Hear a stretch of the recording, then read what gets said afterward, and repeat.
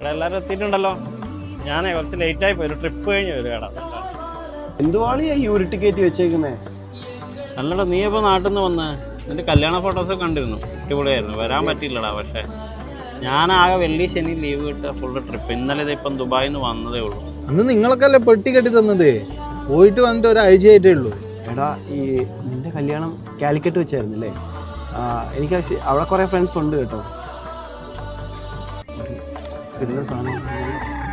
അല്ലടോ, ഫാമിലി വന്നിട്ട് എൻ്റെ കോഴി സ്വഭാവം മാറിയിട്ടില്ല. കുരിപ്പ് അളിയ, സത്യം പറഞ്ഞുണ്ടല്ലോ, എത്ര ടെൻഷനാണെങ്കിലും ഉണ്ടല്ലോ, ഒരു സ്ഥലത്ത് പോയിരുന്നിട്ട് വായി നോക്കുന്ന ഒരു സുഖം എല്ലാം മറക്കും.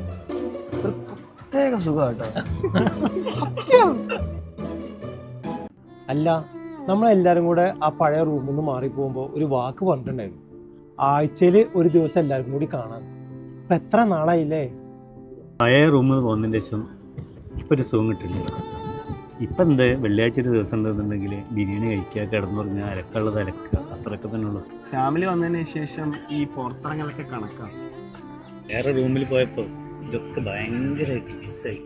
ശരിക്കും നമ്മളെ പഴയ റൂമിൽ എന്ത് രസമായിരുന്നല്ലേ, കളിയും ചിരിയും പാട്ടും ഡാൻസൊക്കെ ആയിട്ട്. ആ ബാച്ചിലർ റൂമിൻ്റെ ഒരു രസം ഉണ്ടല്ലോ, വൈബ്, അത് വേറെ റൂമിൽ കിട്ടില്ല. ആദ്യമായിട്ട് നാട്ടിൽ നിന്ന് വരുമ്പോൾ പ്രവാസത്തിലേക്ക് വന്ന റൂമാണ്. ആ റൂമിൽ പ്രവാസത്തിൻ്റെ പ്രയാസം അറിഞ്ഞിരുന്നില്ല. ഇപ്പം ശരിക്കും അത് അറിയാൻ തുടങ്ങിയിട്ടുണ്ട്.